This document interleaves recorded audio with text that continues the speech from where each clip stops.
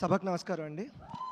శారద నీరదేందు ఘనసార పటీర మరాళ మల్లికాహార తుషార ఫేన రజతాచల కాస ఫనీష కుంద మందార సుధాపయోధి శతతామర సామరవాహిని శుభాకార నొప్పు నిన్ను మదిగానగ నెన్నడుగల్గు భారతి అన్నట్టుగా ఒకసారి ఒక చిన్న మాట చెప్పాలి.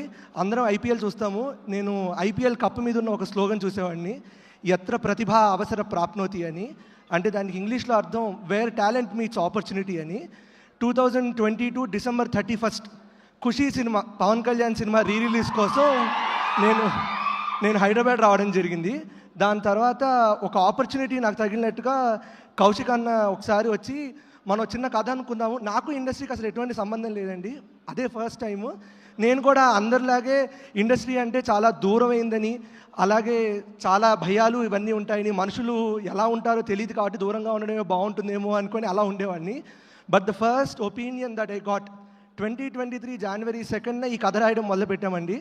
కౌశిక్ అన్నను కలిసినప్పుడు ఒక హారర్ సినిమా రాద్దాము అని అన్నారు. ఓకే, పర్వాలేదు, చాలా హారర్ సినిమాలు ఉంటాయి, ఓకే అనుకున్నాను. కాకపోతే నాకు నచ్చిన విషయం, నన్ను చాలా ఇంప్రెస్ చేసిన విషయం ఏంటంటే, ఒక కథని హారర్ సినిమా అనేది ఉంది. ప్రతి సినిమాలో హారర్ సినిమాలో ఇల్లాజికల్గా కొన్ని సీన్స్ ఉంటాయి, ఎందుకు అక్కడ దయ్యం ఉందంటే ఉంది అన్నట్టుగానే ఉంటుంది.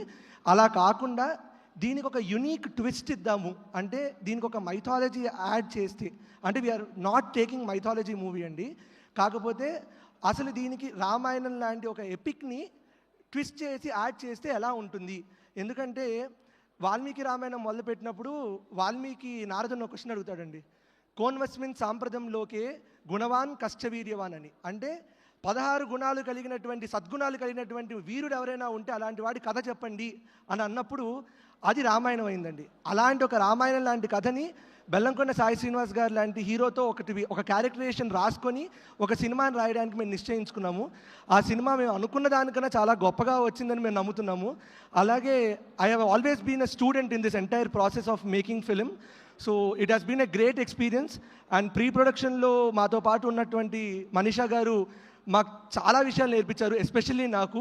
And we have taken every colour, every palette, everything very much related to Ramayana. అదంతా చాలా సటిల్గా ఉంటుంది, where we're not talking about Ramayana, but if people can understand then there are lot of references that are there.